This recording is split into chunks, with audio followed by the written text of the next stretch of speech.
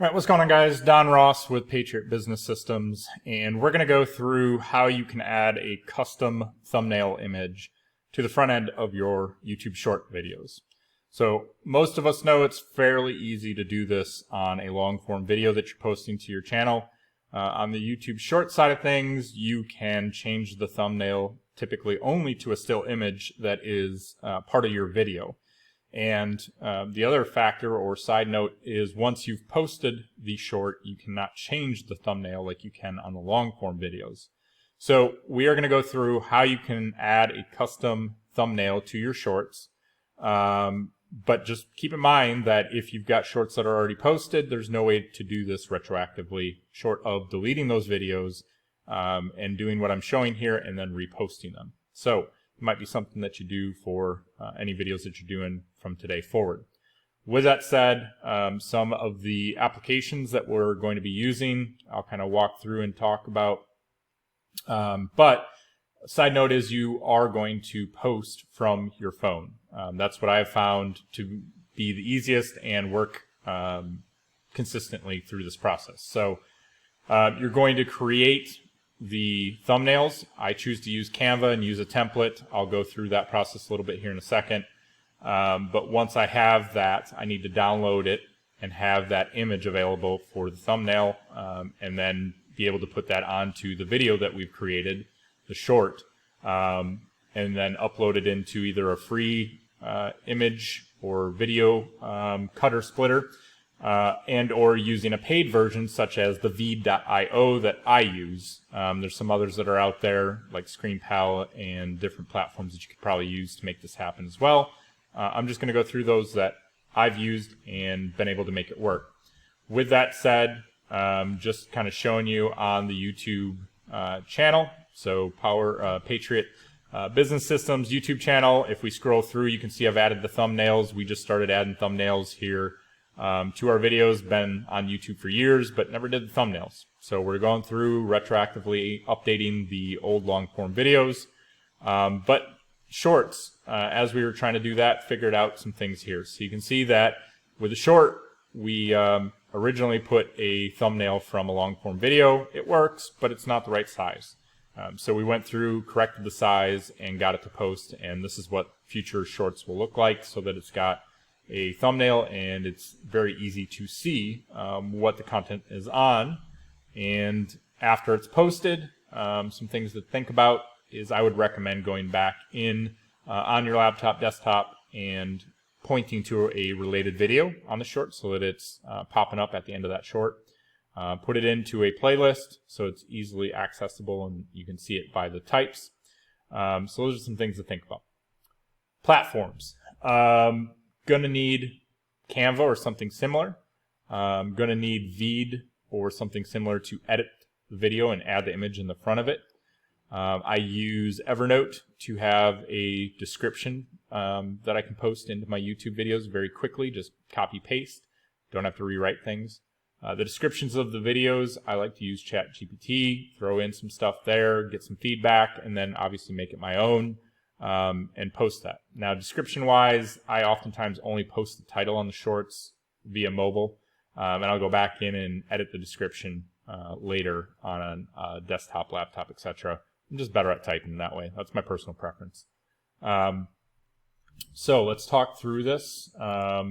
If we go into a YouTube short that I've posted, after I've posted, I come back in and I point to a related video. So I would recommend that you do the long form video first, do the short after, meaning post the long form video, have everything, description, hashtags, all that stuff all hashed out, posted, and then post your YouTube short and come back in after it's posted and change out the related video so that you can point them to a long form video, hopefully get them as a subscriber.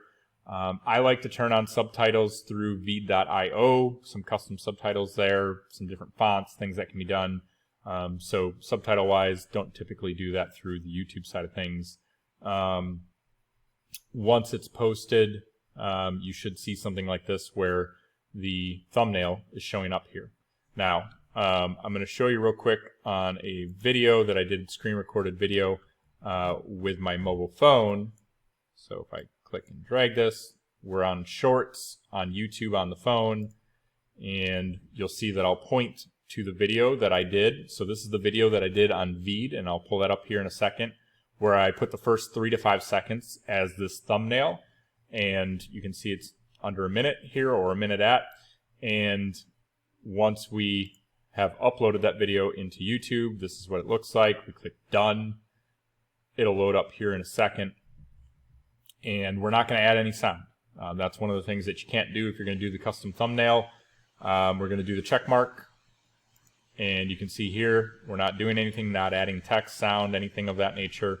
I believe you could add sound and voiceovers and things of that nature, but the sound itself, sorry, if you add a sound, my understanding is that the thumbnail does not work, and that's what did for me as well as somebody else when they were trying it. In the caption, click on and drag across your video. So if you didn't see what I did there, I clicked on the pencil to adjust the thumbnail, and I made sure I dragged back and forth on the video, got it to the front where the thumbnail was showing, selected it. Now I come back, add my title, and typically I'll add a title, location, I'll put our business location for a post, and I'll post it. But like I mentioned, after I've posted it, then I come back on the laptop or desktop and go ahead and point a related video, add it to a list that we have. But to get there, inside of Veed, you have your video. The size is set to 9:16 short. And then I put the image. So you had to download the Canva image and have it on your computer, put it in the front, put the video, turn on the subtitles, click done, download the video, put it into Drive, and then I go ahead on Drive on my mobile phone, download it. That'll have the video with the thumbnail. Obviously this one is the one where the thumbnail is the incorrect size, but we've got others where it's very similar. I can probably go back here and pull up one of the other projects that has the correct thumbnail size on Veed. But go ahead and take that downloaded video that should be in your video/photo images inside your phone, open up your YouTube application, go to Shorts, and you're going to post it. Let's see here. If I go into this project right here, we can see when this loads here in a second that it's got the correct size. If we go into Edit, all we did is the same thing. We just put the thumbnail image as the first 3 to 5 seconds, and then once we're done, it goes through and plays the video. You can see here if I drag, there it is. So it's got it. You upload that, and that's how you're getting your custom thumbnails. Now, you can do it through there, or there's free online video cutters like this one. There's others that are out there. On this one, I tried it out. I just threw the image up. I put the image at the very top, and I let it play all the way through the video at the top. So one way to do it if you want to do a free version. There's other video cutters out there, ScreenPal, Vimeo, that allow some free video editing. Try those out, but that's what you're looking to do. The first 3 to 5 seconds in your video, put it up there. The nice thing about using Veed is I don't have to have 3 to 5 seconds of silence in the beginning of my video. I just add it to the front end of the edited video here. You can see it right there. And then once it's downloaded, we put it up into Drive and do it through the mobile phone. My understanding is you can do it through the desktop version. I've always just done it through the mobile. I kind of have my process in place at this point of going through, uploading it, and then making the adjustments after it's posted. If that was useful, helpful to you, let me know.